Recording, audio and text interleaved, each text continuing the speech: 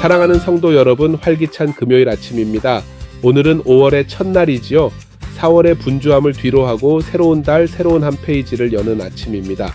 그리고 오늘부터 매일 성경도 새 책을 펼치게 됩니다.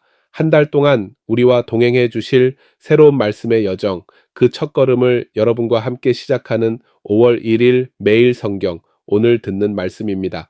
성도 여러분, 새로운 달의 첫날 아침, 잠시 마음을 들여다봅시다. 혹시 지난 4월을 돌아보며 여러분의 마음 한구석에 도무지 풀리지 않은 채로 5월까지 따라온 어떤 관계가 있지는 않으십니까?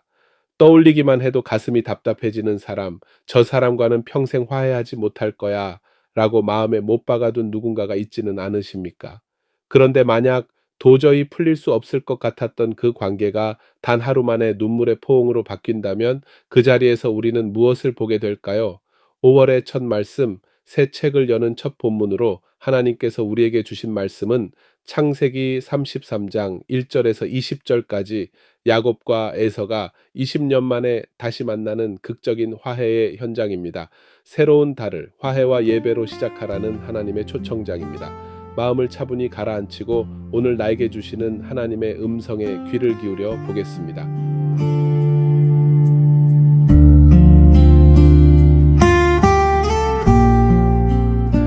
야곱이 눈을 들어보니 에서가 400명의 장정을 거느리고 오고 있는지라 그의 자식들을 나누어 레아와 라헬과 두 여종에게 맡기고 여종들과 그들의 자식들은 앞에 두고 레아와 그의 자식들은 다음에 두고 라헬과 요셉은 뒤에 두고 자기는 그들 앞에서 나아가되 몸을 7번 땅에 굽히며 그의 형 에서에게 가까이 가니 에서가 달려와서 그를 맞이하여 안고 목을 어긋 맞추어 그와 입 맞추고 서로 우니라.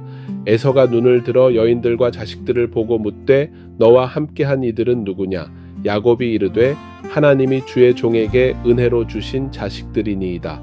그때의 여종들이 그의 자식들과 더불어 나아와 절하고 레아도 그의 자식들과 더불어 나아와 절하고 그 후에 요셉이 라헬과 더불어 나아와 절하니 에서가 또 이르되 내가 만난 바 이 모든 때는 무슨 까닭이냐? 야곱이 이르되 내 주께 은혜를 입으려 함이니이다. 에서가 이르되 내 동생아 내게 있는 것이 족하니 내 소유는 내게 두라.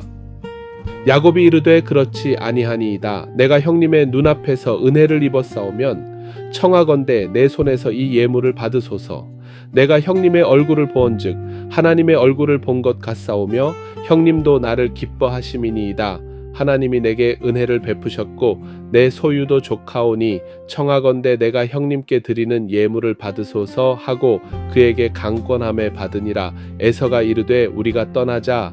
내가 너와 동행하리라. 야곱이 그에게 이르되 내 주도 아시거니와 자식들은 연약하고 내게 있는 양 떼와 소가 새끼를 데리고 있은즉 하루만 지나치게 몰면 모든 떼가 죽으리니 청하건대 내 주는 종보다 앞서 가소서. 나는 앞에 가는 가축과 자식들의 걸음대로 천천히 인도하여 세일로 가서 내 주께 나아가리이다. 에서가 이르되 내가 내 종 몇 사람을 내게 머물게 하리라. 야곱이 이르되 어찌하여 그리하리이까? 나로 내 주께 은혜를 얻게 하소서 하매 이날에 에서는 세일로 돌아가고 야곱은 숫곳에 이르러 자기를 위하여 집을 짓고 그의 가축을 위하여 우릿간을 지었으므로 그 땅 이름을 숫곳이라 부르더라. 야곱이 밧단 아람에서부터 평안히 가나안 땅 세겜 성읍에 이르러 그 성읍 앞에 장막을 치고 그가 장막을 친 밭을 세겜의 아버지 하몰의 아들들의 손에서 베크시테에 샀으며 거기에 제단을 쌓고 그 이름을 엘엘로의 이스라엘이라 불렀더라.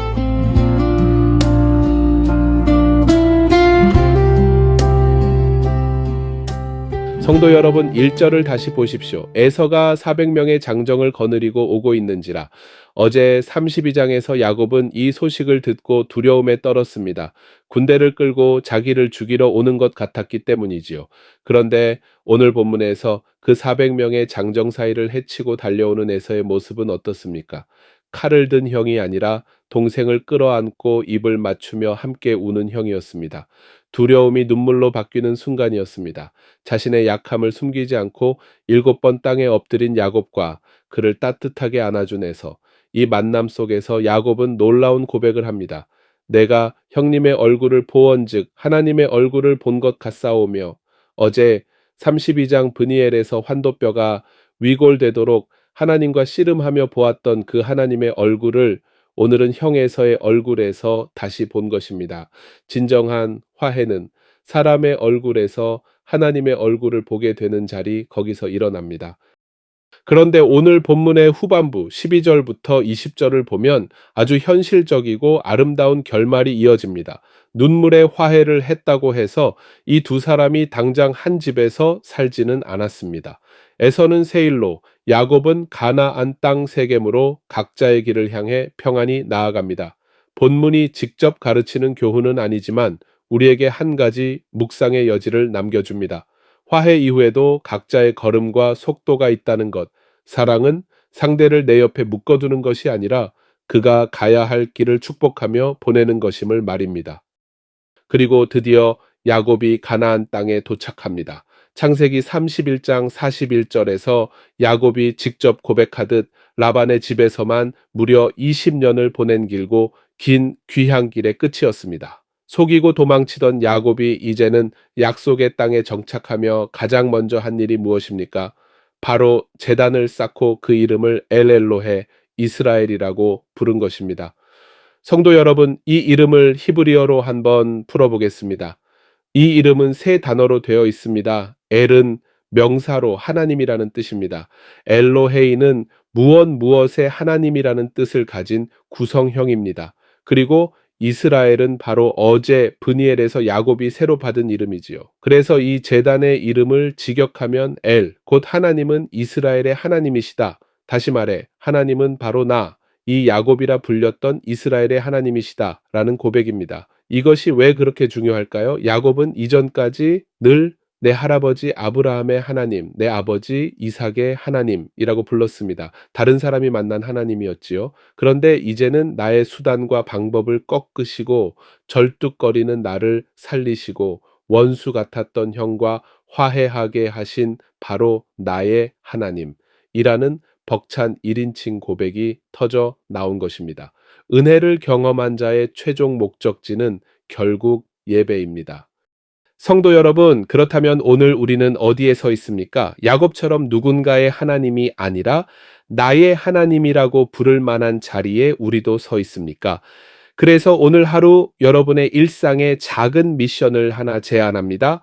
오늘 내 삶의 자리에 엘엘로의 이스라엘의 제단 쌓기, 오늘 출근하신 사무실의 책상 혹은 식탁 위에서 딱 10초만 눈을 감고 멈춰보세요.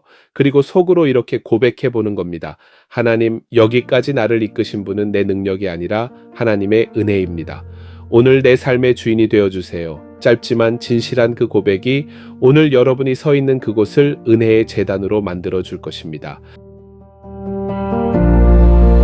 자, 이제 주님과 함께 세상을 향해 나아갈 시간입니다. 파송 기도로 금요일 아침을 힘차게 출발하겠습니다. 사랑의 하나님, 오늘도 우리에게 새날을 주심에 감사합니다. 야곱의 계산을 꺾으시고 은혜로 빚어주신 주님, 오늘 우리의 삶에도 그 은혜가 흘러가게 하옵소서. 내 앞을 가로막고 있는 두려움의 문제들 앞에서 내 힘을 빼고 주님의 평안을 누리게 하옵소서. 오늘 하루 성도들의 발걸음이 닿는 가정과 일터가 작은 제단이 되게 하시고 그곳에서 나의 하나님을 찬양하는 승리의 하루가 되게 하옵소서. 예수님의 이름으로 기도합니다. 아멘. 성도 여러분, 기쁨과 평안이 가득한 금요일 하루 보내십시오. 화이팅!